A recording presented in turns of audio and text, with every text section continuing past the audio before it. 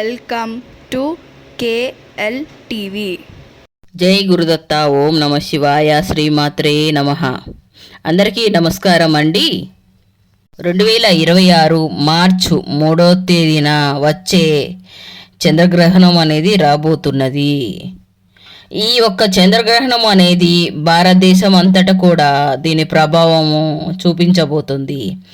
ఈసారి చంద్రగ్రహణం అనేది కీడుతో వస్తుంది కాబట్టి కొడుకులున్న వారు తప్పకుండా ఈ పరిహారాన్ని చేయాల్సిందే అని పండితులు చెబుతున్నారు. లేకపోతే కీడు తప్పదు అని పండితులు చెబుతున్నారు. అయితే కొడుకులున్నవారే ఎందుకు ఈ పరిహారం చేయాల్సి వస్తుంది? ఈ యొక్క చంద్రగ్రహణం అనేది పట్టు విడుపు సమయం అనేది ఎప్పుడు వచ్చాయి? పట్టు విడుపు సమయంలో స్నానం అనేది ఏ విధంగా చేయాలి, అలాగే పాటించాల్సిన నియమాలు ఏమిటి, ఇలాని పూర్తి వివరాలు అనేది ఈ వీడియోలో మనం తెలుసుకోబోతున్నాము. ఎక్కడ స్కిప్ చేయకుండా చూడండి. గ్రహణం గురించి పూర్తిగా తెలుసుకుందాం మనము. ఇక ఈ యొక్క చంద్రగ్రహణం అనేది మనకి 2026 మార్చు 3వ తేదీన మధ్యాహ్నం 3:21 ప్రారంభమయ్యి రాత్రి 6:48 వరకు ముగుస్తుంది. ఇదే రోజున పౌర్ణమి అంటే హోలీ పౌర్ణమి కూడా వచ్చింది. దీనినే పాల్గొనే పౌర్ణమి కూడా అని అంటారు. ఈ యొక్క హోలీ పౌర్ణమిని చాలామంది మన ఇండియాలో జరుపుకుంటూనే ఉంటారు. అయితే ఈ యొక్క పాల్గొని పౌర్ణమి హోలీ పండుగని ఎవరైతే జరుపుకుంటున్నారో వారు మాత్రము 11 గంటల లోపే జరుపుకోవాలి. ఎందుకు అనంటే మన పండితులు 11 లోపలే చేసుకోవాలి అని చెప్తున్నారు. గ్రహణం తాలూకా ఎఫెక్ట్ ఉంటుందంట. 11 తర్వాత మనకి గ్రహణం ఎఫెక్ట్ ఉంటుందంట. అందుకని 11 లోపలే జరుపుకోవాలి. 11 దాటిన తర్వాత జరుపుకోకూడదు అని పండితులు చెప్తున్నారు. ఈ యొక్క పండుగ జరుపుకునేవారు ఖచ్చితంగా ఈ విధి విధానాలని పాటించాలి. అలాగే మార్చి 4వ తేదీ కూడా హోలీ పండుగని జరుపుకోవచ్చు అని పండితులు చెబుతున్నారు.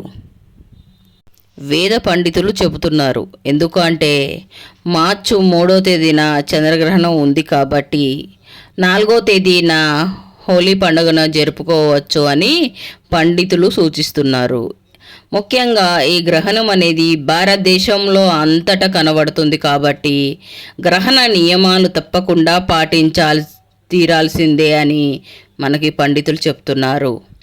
ఈ ఒక్క చంద్రగ్రహణం సమయంలో ఆలయాలు కూడా మూసేస్తారు. అలాగే గ్రహణం సమయంలో 2 సార్లు తప్పనిసరిగా స్నానం చేయాలి. గ్రహణం ప్రారంభం సమయంలో పట్టు స్నానం, పూర్తయిన తర్వాత విడుపు స్నానం, ఖచ్చితంగా విడుపు స్నానం అనేది చెయ్యాలి. 2 సార్లు ఖచ్చితంగా స్నానం చేయాల్సిందే భారతదేశంలో. అలాగే మన భారతదేశంలో చూసినట్లయితే గ్రహణం విడుపు మాత్రమే కనబడుతుంది కనుక దీనిని గ్రస్తోదయ చంద్రగ్రహణం అని అంటారు. ఈ ఒక్క గ్రహణం చంద్రోదయం అయిన తర్వాత 27 నిమిషాలు మాత్రమే కనబడుతుంది. నేను ఇందాక చెప్పానే కదా టైమింగ్స్ అనేది, మళ్ళీ మరొకసారి తెలుసుకుందాము. మార్చి 3వ తేదీన మధ్యాహ్నం 3:25 ప్రారంభమైతే ఈ యొక్క చంద్రగ్రహణం భారతదేశంలో తూర్పు ఈశాన్య ప్రాంతంలో ప్రారంభమవుతుంది. ఈ యొక్క ఇండియాలోనే కాదు, సింగపూర్, చైనా వంటి దేశాలలో కూడా కొన్ని ప్రాంతాలలో కూడా కనబడుతుంది. రాత్రి 6:48 పూర్తిగా ముగుస్తుంది. ముఖ్యంగా మనకి ప్రతి సంవత్సరం సూర్యగ్రహణాలు, చంద్రగ్రహణాలు ఏర్పడుతూనే ఉంటాయి. అయితే 2026 సంవత్సరంలో మార్చి నెలలో చంద్రగ్రహణం ఏర్పడుతుంది కాబట్టి ఇది భారతదేశంలో కనబడుతుంది కాబట్టి శతకాలాన్ని కూడా పరిగణించబడుతుంది. ఇవి 2026 మార్చి 3వ తేదీన మంగళవారం నాడు పాక్షిక కేతుగ్రస్త లేదా గ్రస్తోదయ చంద్రగ్రహణం అని ఏర్పడుతుంది.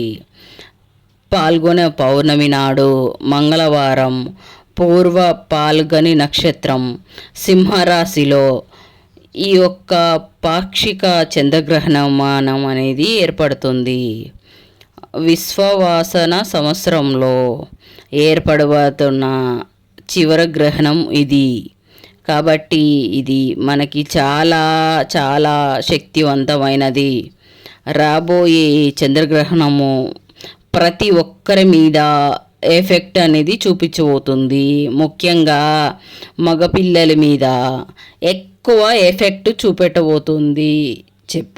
మన జోషిత్తు పండితులు బల్లగుద్ది చెబుతున్నారు. అయితే మగపిల్లల మీదే ఎందుకు ప్రతిసారి ఇలానే మగపిల్లల మీదకే ఎందుకు వస్తుంది అని మీరు చాలామందికి అనుమానం రావచ్చు. మొట్టమొదటిసారిగా మీరు గుర్తుంచుకోవాల్సిన విషయం ఏంటంటే, నేను చెప్పే ఈ పరిహారం అనేది ఖర్చు లేని పరిహారము. మీరు ఎక్కడికి బయటికి వెళ్ళాల్సిన అవసరం లేదు. ఇంట్లో ఉండే హాయిగా చేసుకోవచ్చు. అలాగే ఈ పరిహారం చేసుకోవడం వల్ల మీ పిల్లల మీద ఉండే చెడు, కీడు, నరదిష్టి, మీ పిల్లలకి తరచుగా అనారోగ్య సమస్యలు వస్తుంటే దాని తాలూకా నెగిటివ్ ఎఫెక్ట్, చెడు దృష్టి, అలాగే మీ పిల్లల ఆరోగ్యాన్ని పెంచే విధంగా నేను చెప్పే ఈ పరిహారం అనేది ఉంటుంది. మీ పిల్లల మీద ఉన్న చెడు మొత్తాన్ని తీసివేసి మీ పిల్లల నిండు నూరేళ్ల భవిష్యత్తుని మంచిగా ఉండేటట్టుగా చూస్తుంది ఈ పరిహారం అనేది. ఇక మగపిల్లలకే ఎందుకు అనని నన్ను ప్రశ్నిస్తే, మగపిల్లలకు అనేది ఈ సంవత్సరం అన్నది కొంచెం కీడుతో ఉన్నది అనని మన పండితులు చెబుతున్నారు.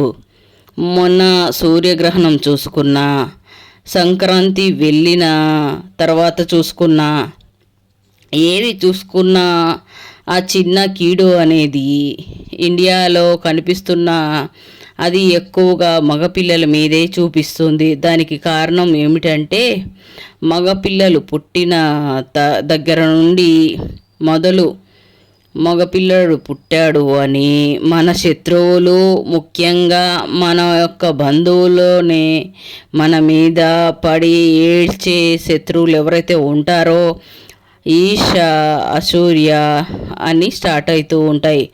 అబ్బో అబ్బాయి పుట్టాడంట, వాళ్ళను పట్టుకోవడం మన తరం కాదులే అని వాళ్ళ మాటలతోటే ఆ బిడ్డ మీద దిష్టి అనేది పడుతూనే ఉంటుంది. ఇంకా ఆ పిల్లవాడు అనేది కాస్త ఎర్రగా, బుర్రగా, బొద్దుగా పుట్టాడు అంటే ఆ పిల్లవాడు 2 కళ్ళతో చూడలేని వాటి వాడు, బంధువుల యొక్క ఏడుపు, ఇంకా ఆ పిల్లవాడు సంవత్సరాలు పెరుగుతూ వస్తుంటే పిల్లోడు మంచిగా హైట్ వచ్చాడే, పిల్లోడు మంచి కలర్ వచ్చాడే, పిల్లోడు మంచిగా పెరిగాడే, ఏదైనా స్కూల్లో జాయిన్ చేస్తే మంచి స్కూల్లో జాయిన్ చేశారు, ఇంకా వీళ్ళని ఎవ్వరు ఆపలేరు అని చెప్పేసి మనసులో కుళ్ళుకుంటూ ఉంటారు. అయితే ఇక ఆడ మగ అని తేడా లేదు, కానీ ఆడపిల్లలు చక్కగా బుద్ధిగా తెలివిగా చెప్పిన మాట వింటూ ఇంట్లో నుంచి బయటికి వెళ్ళకుండా చదువు మీదనే ధ్యాస పెట్టుకుంటూ తల్లిదండ్రుల మాటలు వినుకుంటూ ఉంటారు. కానీ ఇక్కడ అబ్బాయిలు అలా కాదు. ఒక టీనేజ్ వయసు వచ్చేంత వరకు వీళ్ళ మైండ్ సెట్ అనేది మారిపోతుంది. తల్లిదండ్రులు చెప్పే మాటలన్నీ పెడచెవును పెడుతూ ఉంటారు, స్నేహితు మోజుల్లో పడిపోతూ ఉంటారు. అలాగే ఇంకొంతమంది పిల్లల్ని చూసుకున్నట్లయితే బైకులు బాగా స్పీడ్గా తోలుతూ ఉంటారు. అలాగే పిల్లలు ఈ మధ్య బయటకు వెళ్ళిన వారు 22, 23 వయసు వచ్చిన వాళ్ళు కొంచెం మద్యం కూడా సేవిస్తున్నారు. అలా మద్యం సేవించి ఆ బైకులు నడుపుతుంటే ఆ యొక్క పిల్లలు ఇంటికి వచ్చేదాకా తల్లిదండ్రులకు గుండెలన్నీ దడదడా కొట్టుకుంటూ ఉంటాయి. ఇప్పుడు రోజులు చూసుకుంటే ప్రమాదాలు కూడా అలాగే జరుగుతూ ఉన్నాయి. కాబట్టి నరులు ఏడుపు వల్ల ఇటువంటి ప్రమాదాలు జరిగి ఎక్కువగా ఉంటాయి అవకాశాలు. ఇలాంటి నరదిష్టి, ఇలాంటి గ్రహణం సమయంలో వచ్చే కీడుని అన్నీ తొలగించుకోవచ్చు. నేను చెప్పే ఈ పరిహారం చాలా అద్భుతంగా పనిచేస్తుంది, చాలా మంచిగా ఉపయోగపడబోతుంది. అలాగే ఈ చంద్రగ్రహణం అన్నది పూర్తయిన తర్వాత ఖచ్చితంగా మీ ఇంట్లో ఉన్న చిత్రపటాలన్నీ శుభ్రం చేసుకోవాలి. అలాగే ఈ గ్రహణ సమయంలో గ్రహణం విడిచిన తర్వాత మీరు గోమాతకు సేవ చేసుకోవాలి. గోమాతకి పూజ చేసుకోవడం, గోమాతకి ఇష్టమైన ఆహారం తినిపించడం, పళ్ళు కానీ కాయలు కానీ పచ్చిగడ్డి కానీ తినిపించడం వల్ల గోమాతలో 33 కోట్ల దేవతలు కొలువై ఉంటారు. కాబట్టి గ్రహణం పూర్తయిన తర్వాత గోమాతకు అంటే ఆ రోజు సాయంత్రం మేము ఎక్కడ వెతుక్కొని పెడతాము అని అడిగే వాళ్ళు కూడా ఉంటారు. మీరు ఆ మరుసటి రోజు తెల్లారి కూడా మార్చి 4వ తేదీ కానీ ఈ యొక్క గ్రహణం ఎఫెక్ట్ పోగొట్టుకోవడానికి మీ బిడ్డల చేతైనా కానీ, లేదంటే మీ ఇంట్లో ఉన్న మగ బిడ్డల చేతైనా కానీ, లేదంటే మీరైనా కానీ గోమాతకి ఖచ్చితంగా ఆహారం తినిపించే ప్రయత్నం చేయండి. ఇది ఒక సూతక కాలంగా పరిగణిస్తాం. కాబట్టి ఈ యొక్క గ్రహణం సమయంలో దర్భ మనకి బయట దొరుకుతుంది. ఆ దర్భలు కానీ, లేదంటే గరిక కానీ, లేదంటే మీ ఇంట్లో ఉన్న నిల్వ ఉన్న పచ్చళ్ళు, ఉప్పు, కారం, పసుపు ఏవైతే నిల్వ ఉంచుకుంటారో వాటిలో గరిక వేసుకోవడము, అలాగే మీ ఇంట్లో ప్రతి ఒక్క మూలలో గరిక పెట్టుకోవడం, అంటే డాబా మీద మిద్దె మీద కూడా దర్భ వేసుకోవడం, అలాగే బంగ్లా మీద కూడా దర్భ వేసుకోవడం చాలా మంచి. ఎందుకు అంటే ఈ గ్రహణ సమయంలో ఒక రేడియేషన్ అనేది వెలువడుతుంది. వెనకటి రోజుల్లో ఏం చేసేవాళ్ళు అంటే ఆహారాన్ని ఒక ఆకులో పెట్టి ఆ ఆకు మీద 2 ఆకులు పెట్టి ఉంచేవారు. అలా పెట్టడం వల్ల ఆ రేడియేషన్ అనేది ఆ ఆకు అనేది స్వీకరించేది. ఇప్పుడు రోజుల్లో ఎవ్వరు అనేది కూడా ఇలా చేయడం లేదు. కాబట్టి కనీసం గరికైనా వేసుకోవాలని చెప్పి శాస్త్రాలు చెప్తున్నాయి. ఒకవేళ గరిక అనేది మనకి దొరకని సమయంలో తులసి ఆకులు కూడా వేసుకోవచ్చు, గుర్తుంచుకోండి. అలాగే గ్రహణం అనేది పూర్తిగా విడిచిన తర్వాత మనకి రాత్రి 6:48 ముగుస్తుంది కదా. ఈ విధంగా ముగిసిన తర్వాత గరిక కానీ, దర్భ కానీ, లేదంటే తులసి దళాలు కానీ వీటన్నిటికి కూడా తీసివేసుకొని చక్కగా గోపంచకం కానీ, పసుపు నీళ్ళు కానీ ప్రక్షాళన చేసుకొని ఇల్లంతా శుభ్రంగా తుడుచుకోవాలి. ఇల్లంతా పసుపు నీళ్ళు చల్లుకొని వదిలేసినా పర్లేదు. లేదంటే కనుక మీరు వాడుకునే బెడ్షీట్లు ఏవైతే ఉన్నాయో వీటన్నిటినీ శుభ్రంగా నీటిలో జాడించి ఉతుక్కోవడం, ఇలా చేసి ఇల్లంతా కూడా గుప్పెడు రాళ్ళ ఉప్పు, కల్లుప్పు, కొంచెం పసుపు వేసిన నీటితోటి ఇంటిని శుభ్రపరచుకుంటే ఆ యొక్క చంద్రగ్రహణం ఎఫెక్ట్ అన్నది పూర్తిగా వెళ్ళిపోతుంది. దేవుడు చిత్రపటాలు కూడా ఖచ్చితంగా మంచిగా తుడుచుకొని గంధం రాసి కుంకుమ బొట్లు పెట్టుకొని మంచిగా ఆ రోజు తెల్లవారుజామున పూజ చేసుకోవాలి. అలాగే ఈ యొక్క చంద్రగ్రహణం సమయంలో ఏదైనా దైవనామస్మరణ, మీకు ఇష్టమైన దైవనామస్మరణ చేసుకుంటూ ఉండాలి. మీకు ఇష్టమైన దైవనామస్మరణ చేసుకుంటూనే ఉండాలి. ఎందుకు అంటే చంద్రుడు తల్లి లాంటివాడు, సూర్యుడు తండ్రి లాంటివాడు. మనకి ఆరోగ్యాన్ని, ఔషధాన్ని ఇస్తాడు. చంద్రుడు రావడంతోనే గ్రహణం వస్తుంది. కాబట్టి ఈ గ్రహణాన్ని గ్రస్తోదయ చంద్రగ్రహణం అని పిలుస్తారు. కాబట్టి ఈ గ్రహణ సమయంలో మంగళవారంతో కలిసి వస్తుంది. కాబట్టి హనుమాన్ చాలీసా కూడా చదువుకోవచ్చు. అలా చదువుకుంటే అవి ఎఫెక్ట్ అనేది పూర్తిగా ముగిసిపోతుంది. 3:25 లోపే భోజనం కార్యక్రమాలన్నీ పూర్తిగా ముగించుకోవాలి. గ్రహణ సమయంలో ఎట్టి పరిస్థితిలో పట్టు నుంచి విడుపు వరకు ఈ సమయంలో ఆహారం అన్నది భుజించకూడదు, మంచిది. ఇంకా గర్భిణీ స్త్రీలు విషయానికి వస్తే చాలా జాగ్రత్తగా ఉండాలి. ఎందుకు అంటే ఈ ఒక్క చంద్రగ్రహణం ఎఫెక్ట్ అన్నది పుట్టబోయే బిడ్డ మీద పడుతుంది. కాబట్టి ఈ గ్రహణ సమయంలో బయటకు రావడం కానీ, మీ ఇంట్లో ఇష్టం వచ్చినట్టు తిరగడం, అటు ఇటు తిరగడం కానీ, అలాగే ఏది పడితే అది తింటూ ఉండడం కానీ చేయవద్దు. ఈ గ్రహణ సమయంలో రేడియేషన్ ఎఫెక్ట్ అన్నది బిడ్డ మీద పడితే పుట్టే బిడ్డకి ఏదో ఒక అనారోగ్య సమస్య, లేదు అంటే ఏదో ఒక అవయవలోపం కానీ జరుగుతుంది. కాబట్టి మన పెద్దలు ఏది చెప్పినా దాని వెనక ఒక అర్థం ఉంటుంది. కాబట్టి పరమార్థం అనేది ఉంటుంది. కాబట్టి జాగ్రత్తగా ఉండి తీరాల్సిందే. అలాగే గ్రహణ సమయంలో గోళ్ళు కత్తిరించుకోవడము, వెంట్రుకలు కత్తిరించుకోవడం, లేదంటే కటింగ్ షాపులకు వెళ్ళడం, అలాగే షేవింగ్స్ చేసుకుంటూ ఉండడం, అలాగే జుట్టు విరబోసుకోవడం, లేదంటే జుట్టు నూనెకి రాసుకోవడం, అలాగే పట్టు స్నానం చేసేటప్పుడు స్నానం పెట్టుకొని స్నానం చేయకూడదు. పట్టు స్నానానికి షాంపూ పెట్టి స్నానం చేయకూడదు. విడుపు స్నానానికి కూడా షాంపూ పెట్టి స్నానం వాడకూడదు, గుర్తుంచుకోండి. ఇంకా అబ్బాయిలకి ఎటువంటి పరిహారం చేయాలో ఇప్పుడు నేను చెప్తాను, జాగ్రత్తగా వినండి.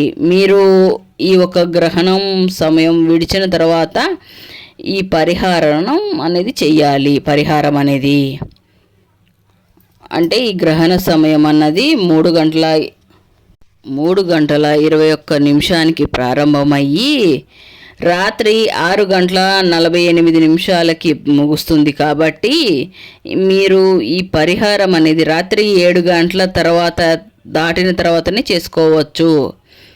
7 దాటిన తర్వాత నిండుకుండా అన్నం అనేది తీసుకోండి. అన్నం అనేది మనకి పరబ్రహ్మ స్వరూపం.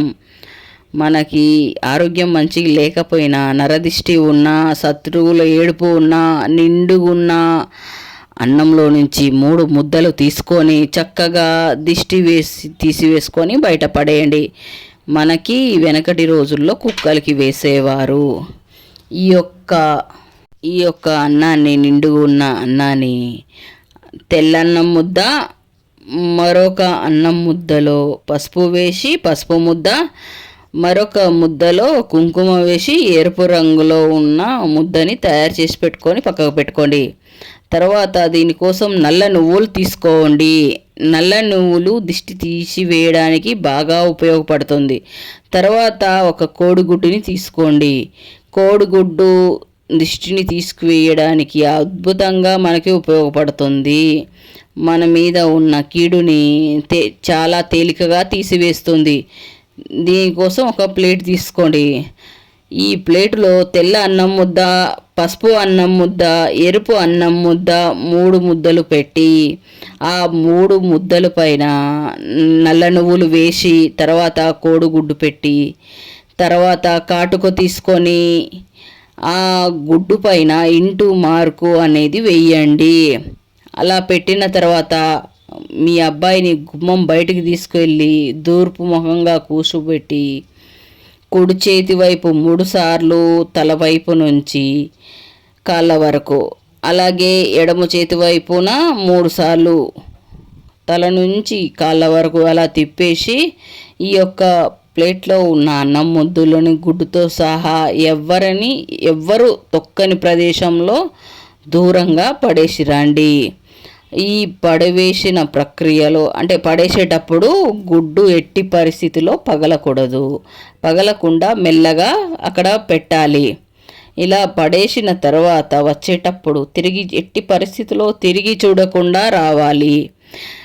అలాగే మీ కాళ్ళు చేతులు మంచిగా శుభ్రంగా కడుక్కోవాలి. వీలైతే మీ పిల్లలకి స్నానం చేపిస్తే చాలా మంచిది. లేదు అంటే బట్టలు మార్చుకున్నా సరిపోతుంది. పూర్తయిన తర్వాత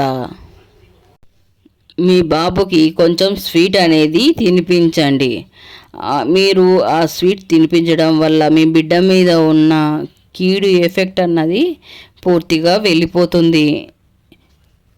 ఇందాక చెప్పినట్టు పిల్లాడు మీద పుట్టినప్పటి నుంచి బంధువులు కానీ ఇలా ఏదో ఒక కారణం వల్ల పిల్లవాడు మీద పడి ఏడుస్తూనే ఉంటారు. ఇప్పుడు జరుగుతున్న ప్రమాదాలు, బైక్ యాక్సిడెంట్స్ కానీ కార్ యాక్సిడెంట్లని, బయటికి వెళ్ళిన పిల్లలు ఇంటికి వచ్చేంత వరకు తల్లిదండ్రులకు చాలా భయంగా, కంగారుగా అనిపిస్తూ ఉంటుంది. మేము చెప్పిన ఈ పరిహారం చేయడం వల్ల మీ బిడ్డ మీద ఉన్నటువంటి ఇన్ని సంవత్సరాలున్న ఈ దిష్టితో సహా, ఈ చంద్రగ్రహణం కీడు సహా పూర్తిగా వెళ్ళిపోతుంది. ఈ ఒక్క దిష్టి తీసివేసిన తర్వాత ఒక పాజిటివ్ ఎనర్జీతోటి తయారవుతారు. ఆ ఒక్క డిఫరెన్స్ అన్నది మీకు కనిపిస్తుంది, చూడండి. అలాగే ఈ చంద్రగ్రహణం సమయంలో పూర్తయిన తర్వాత అయినా కానీ, గ్రహణం రోజైనా కానీ ఎట్టి పరిస్థితిలో కూడా నాన్ వెజ్ అనేది అస్సలు తినకూడదు.